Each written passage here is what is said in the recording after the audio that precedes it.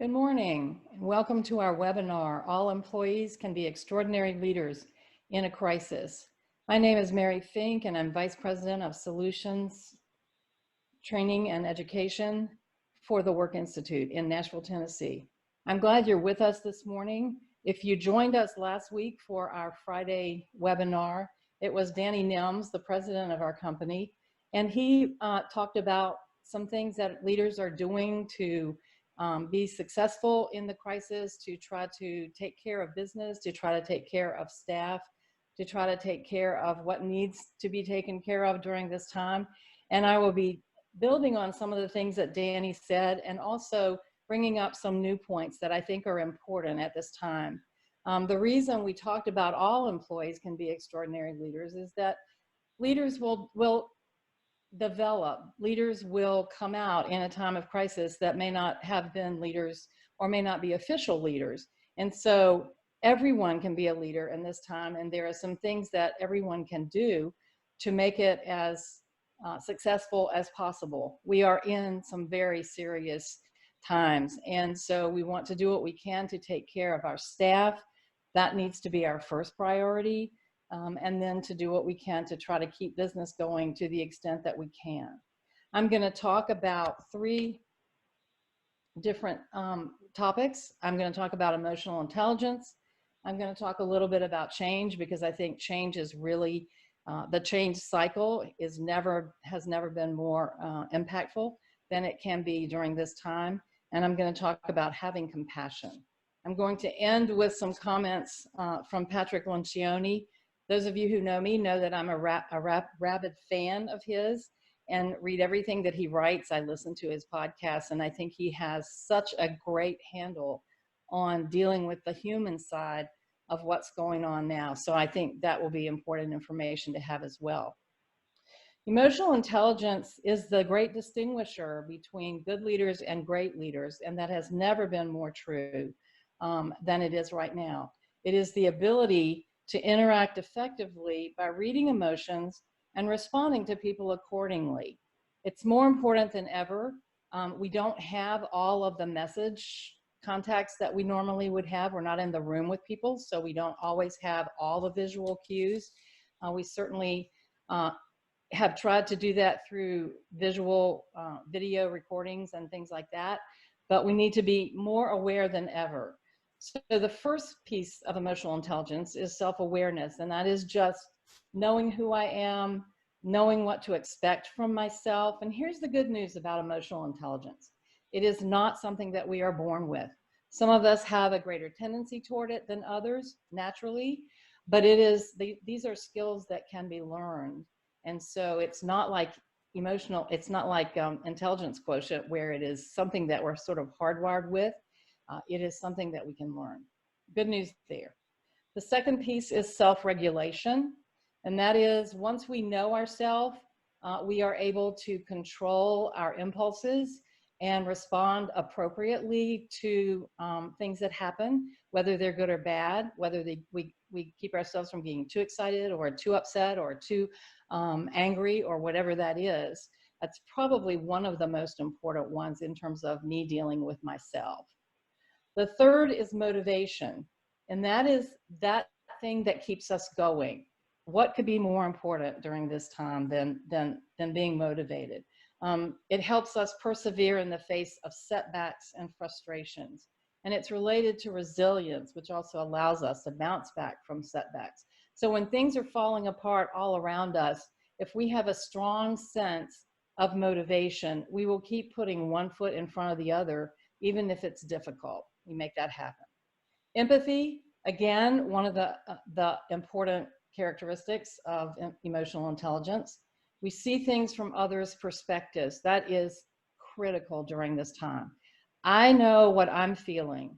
I'm aware of my own feelings and my own emotions, but I don't know what you're feeling. I don't know what someone else is thinking or feeling or worried about or concerned about. And so for me to solicit those things from other people that I work with, from my colleagues, from my friends, from my family, and get in their shoes and try to see how we can help with that. We sense what others are feeling, especially now. So we always say leadership is about us, not them. It's really about them now. And the final characteristic is social skills. We need to build and nurture relationships. We've always known that. We've always known that the human piece of leadership is the most important, but we need to learn to interact with others well and have healthy relationships because they contribute to our overall satisfaction. So now that we are not together at work, now that we are having our meetings virtually, how many Zoom meetings have you been in this week? It's more important than ever that we keep supporting one another, that we keep that relationship intact. And I read a story the other day of a group of people showing support for another group of people. It was a county in our state, and it was all of the emergency vehicles in one county gathered together in the parking lot of one of the hospitals with all their lights flashing. There must have been 40 or 50 emergency vehicles there to show gratitude and support to the healthcare workers. And I think if we can support the relationships that we have there now, it is so important to our ability to get through this. Emotional intelligence is definitely foundational to leadership during this crisis. And it doesn't have to be a leader per se. No one has to have a leadership title for us to demonstrate emotional intelligence. We all have that ability, and we need to be sharing it with one another. The second thing I want to talk about is change. Boy, are we in the middle of major change. I talk and teach the change cycle, which is a cycle of change which has 6 stages, and we talk about the stages and what they look like. But I want to focus on a couple of them that I think are really most significant right now. One of the things we talk about in the change cycle is that communication is key. Communication is important in everything that we do, but it is most important in times of change because people feel uncertain. People don't know what's going on. Even in a minor change in an organization, once the announcement is made, there's great uncertainty and worry and concern, and in some cases fear around what we don't know. And we certainly have a lot of what we don't know during this time. So we have to hear things 8 to 10 times for it to register with us. So I think that's one of the reasons it was so difficult early on during this pandemic. We knew something big was happening. We didn't really know. It hadn't even registered with us. We just knew that we were going to be at home. We didn't know what that meant. We didn't know what work meant. We didn't know if there would be work. We didn't know how we would contact and communicate with those others that we were normally seeing every day. So important for leaders at every level to communicate way more than ever before. An absence of communication will only increase the fear during this time. Listen, listen, listen, especially during the early stages. That's the way we find out what's going on. We don't really have a lot to say during this time. There's not a lot of information. There's a lot of information out there, but we don't know what of it is true and what of it is reliable. So we need to listen to find out what's on people's minds. What are they worried about? So much uncertainty. And even if we don't know, there's comfort in being in touch with people. So I want to talk about 4 stages of the cycle. Stage 1 is loss. And that's when we first are announced, there's an announcement that something is changing. We have concerns, we have hopes, we have fears. We worry about what we don't know. We worry about what we do know. And those fears are most likely different for different people. So the important thing that we can do, whether we're colleagues or whether we're leaders, is to let people know that we want to know what's on their mind. Let's talk about your fears. Let's see if we can't put some boundaries around what you're worried about. And that will keep us from spiraling out of control. One of the things we do in the change cycle is we talk about fears and we try to discern between real and imagined fears. You know, when this first started, it was like, I'm not sure if I believe it. I'm not sure if it's going to be as bad as everybody said. And there's still some people that feel that way. Now that we're into it and we know how bad it is, or we know how bad it is right now, we need to find some things that we can talk about that can give us some comfort about the fears that we have. So talk about the fears that are real, and real fears are those things for which there is some evidence that it could actually happen. Imagined fears are just our wild flights of fancy, and we want to try to control those to the extent that we can. The second thing in this stage is control. What are the things that we control and what are the things that we don't? We don't control the virus. We certainly don't control the government. We don't control the information that's coming forth. So what do we control? We control those things that we can do every day. We control the work that we're working on. We control the people that we're in contact, the communication with the people that we're in contact with every day.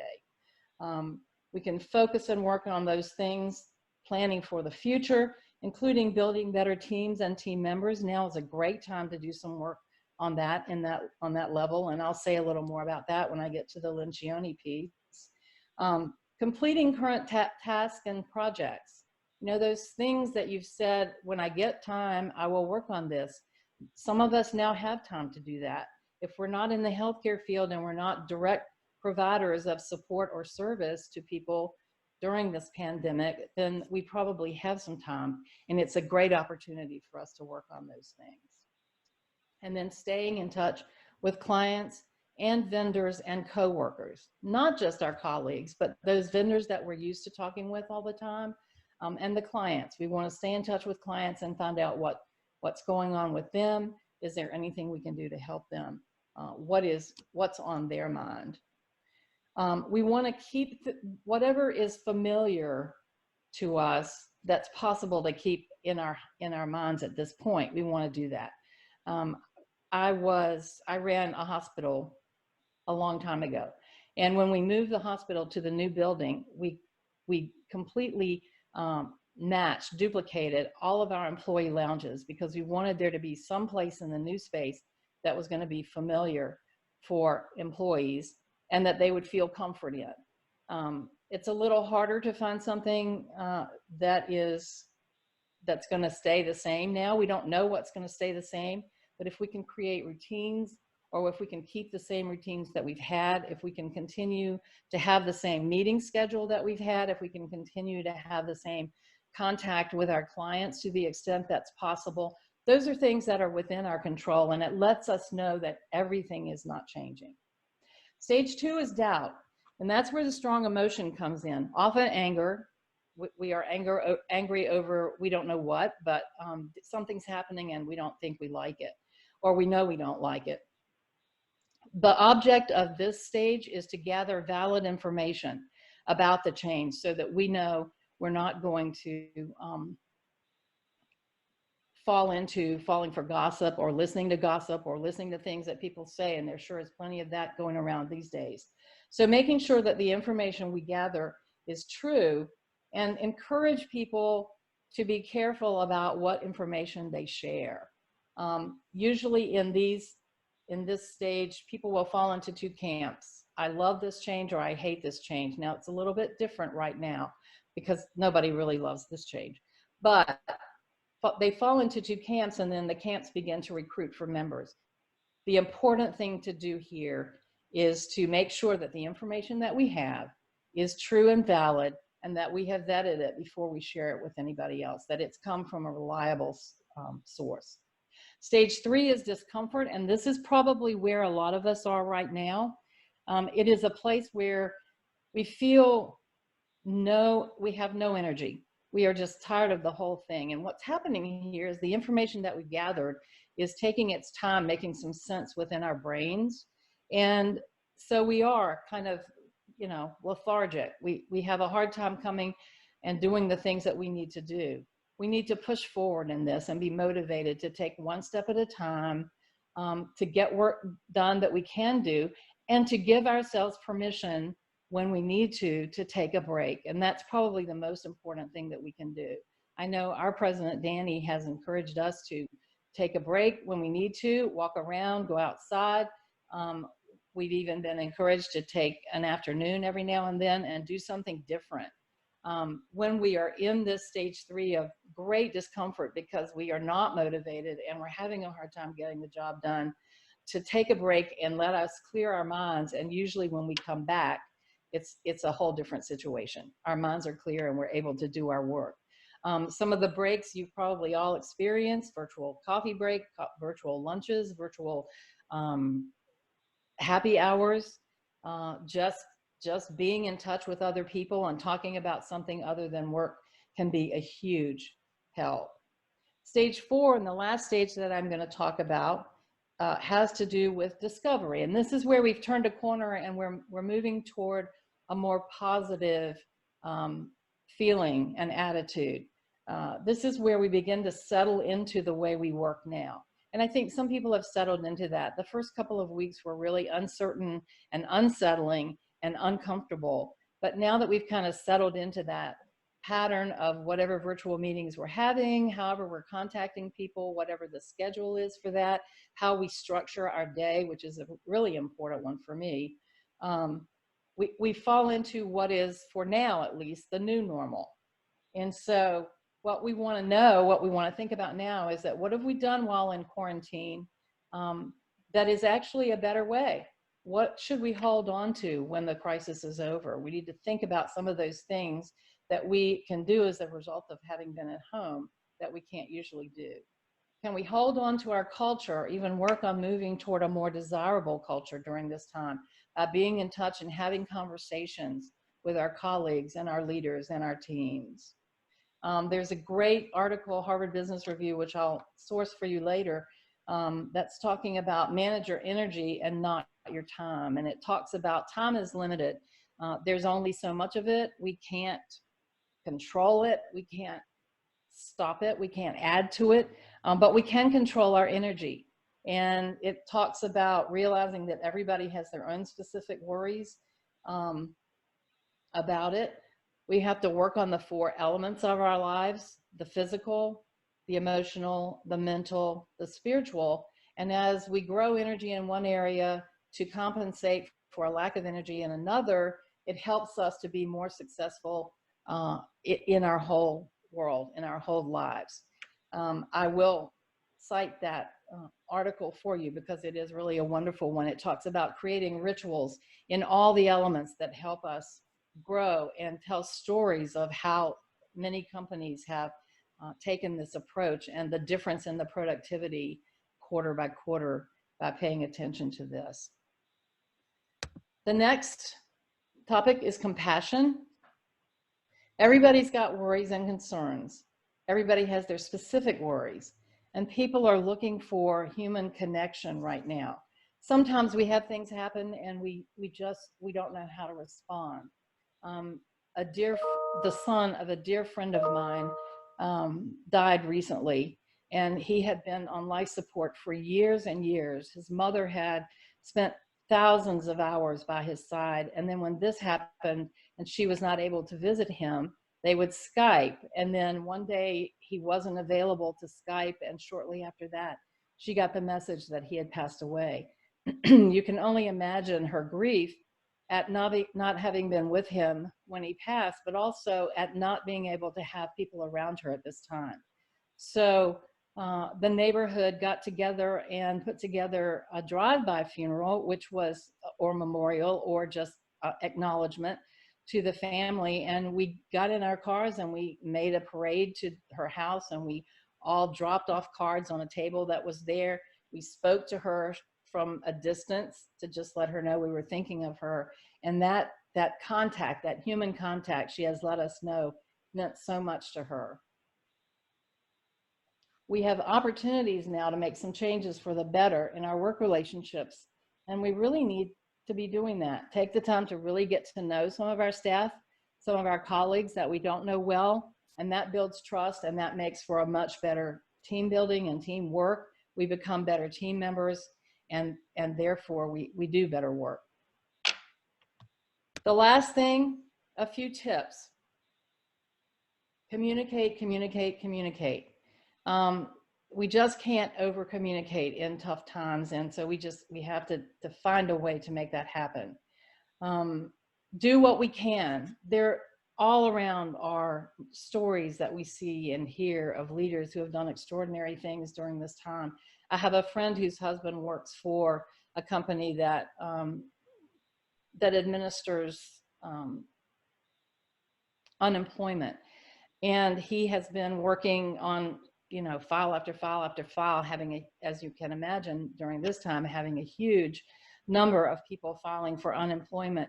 He takes a minute and prays for each one of those people before he enters their paperwork, which I think is just amazing. We see leaders taking pay cuts. We see leaders providing meals and other services for staff, and not just senior leaders, but people all through the organization.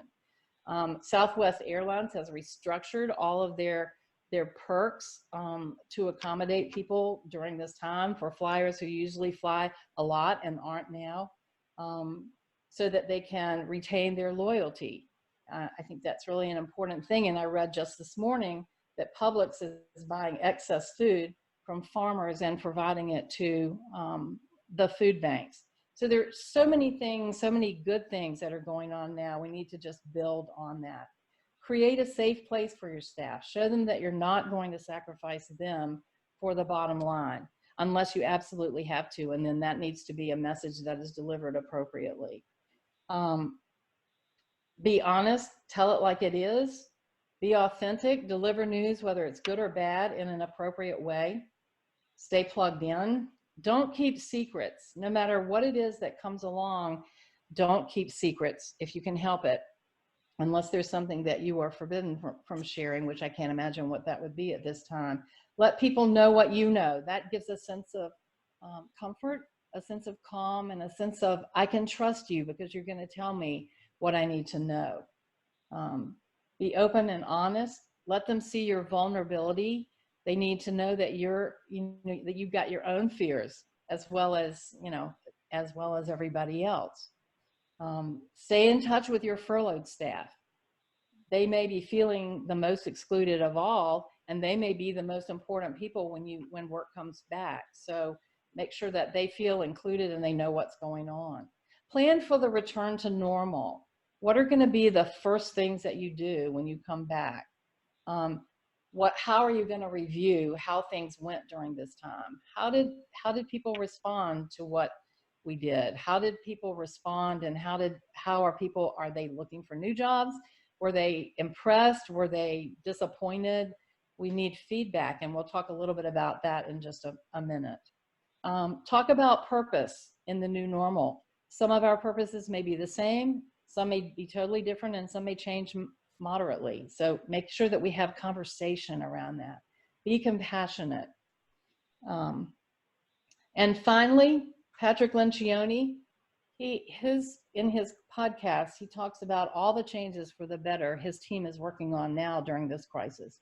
And they are using Zoom as a social media as well as a meeting platform. They have people that just leave Zoom open all day long, and it becomes a virtual water cooler, if you will. People can just speak up when they have a question or when they have something to say. They're offering grace to coworkers who feel like they can't get jobs done in the way that they would like to get them done. Don't be disappointed in yourself. Give yourself permission to do what you need to do what you can do, and not worry about the other. And then take this time to strengthen your teams by intentionally paying attention to the behaviors that grow strong teams. Again, I'm a rabid Patrick Lencioni fan and read everything and listen to what I can from him. So I encourage you, again, I'll reference his podcast and books when you get your slides, you will get a list of references. So, sorry, I didn't keep up with that, did I? We have come to the end of our time. I think we have a couple of questions. When companies have to make difficult decisions like laying off employees, how do you keep the remaining employees motivated? I think the main thing that you can do is be perfectly honest. Let them know why you're having to do what you're doing. Let them know what your plan is down the road. And if you're laying off, it's different than if you're furloughing. But if you're furloughing, stay in touch with those people. Some people have no choice. If their businesses are failing, there will have to be people that are let go. And I think the way you do that is with compassion and with honesty and with transparency. both for the people that are impacted and the people that are not.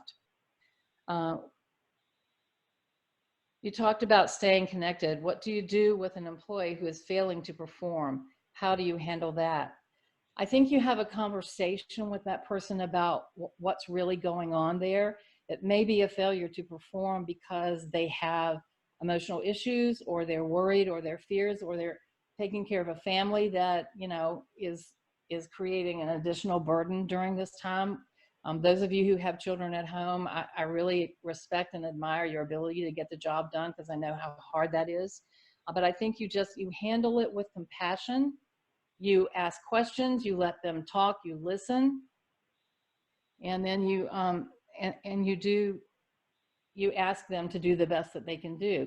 Perhaps you need to be a little more directive in your management of that person at the time. Sometimes, and this particularly is true in the change cycle in stage 3, when we come to work and we feel like, oh, I'm not motivated to do anything today. I feel like I just want to go home. To help them see that one task can lead to the next task, can lead to the next task. Try to help them not be completely overwhelmed with the big picture of, I've got to get this project done. What's the next first step? And help them see that. None of us likes to be micromanaged, but there are times when it is really helpful for someone to help us see the next step, because we don't see it for ourselves. So again, compassion, communication, listening, and talking with them. I hope this has been helpful to you. In case you missed it, Danny's webinar link from his webinar last week is on his LinkedIn page. As I mentioned before, the resources will be sent when we send the slides, and probably posted on the website as well. And next week, Catherine Huddleston from the Work Institute will talk about early employee feedback, and sharing the feedback that we've gotten about employees and how they're feeling during this pandemic. So there's information to be had there. I think we have another question. What do you need an employee to do? What if you need an employee to do different work or a job that they normally do? What if they don't want to do it? I encourage them to look at the big picture. This is what we need you to do right now. It is employment, so let's be grateful for that. But you might also want to talk with the team and find out if there are other people who might pick up some responsibilities in exchange for this person doing something else. We all do better. We all do those things best that we really enjoy and that we're really good at. And we talk about strengths for that. And I think a conversation about what it involves. Sometimes people are reluctant to take on a new assignment because they need additional training, and not necessarily formal training, but just guidance through it. Find out what the issues are. Why is it that you don't want to take this on? And let's work through these things so that you can be productive, and we have a place for you here. I think there might be one other. How would you address conflict between teams during this time? Well, my response to dealing with conflict anytime is talk it out. We all come at things a little differently. Some of us are very directive and my way or the highway, and other people don't want to engage at all, and everything in between. So I think we come together. First of all, we do some work around building trust. As Lencioni says in his 5 dysfunctions of a team, we can't engage in productive conflict if we don't trust one another, because we won't say what we need to say. So there's a lot of information about developing teams, and there's some great content around the 5 behaviors of a cohesive team, also by Lencioni. If any of you are interested in more information about that, my contact information is on this last slide, and it will be in the slides that you receive. Please reach out to me, and I'll be happy to share some ideas with you if you're wanting to talk about it. send you some information if I can, provide some content or resources for you. I'm happy to do that and hope that you will reach out to me during this time. I've enjoyed my time with you. Hope that I will have another chance to speak with you in the future. And remember, next week, Catherine Huddleston will be talking about the early days and the feedback that employees have shared about their experiences in those early days. Thank you so much for joining us. I hope you have a great weekend.